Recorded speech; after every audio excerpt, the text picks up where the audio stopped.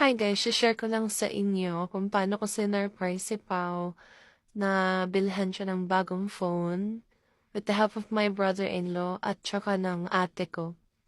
As you can see here sa conversation namin, nagpatulong ako sa kanila bumili ng phone kasi sila mas may maalam tungkol sa phone.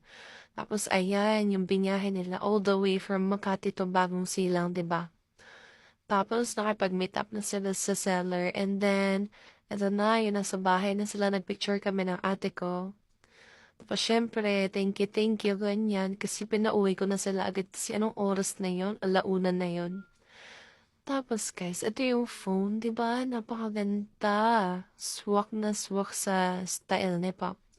Tapos, the moment of truth, ito na yung reaction video ni Pop. Surprise! Ano yan? Ano yan? Open mo. Ito. Ay. Wow. Cellphone? Dandan.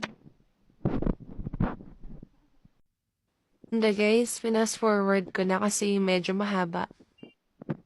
Ito guys, may part pala na namumute yung mic kasi nakapatong siya sa sofa. Sinatanong niya dito kung magkano na yung phone. Dapat pa mo muna isipin yun. Enjoyin mo muna yung cellphone.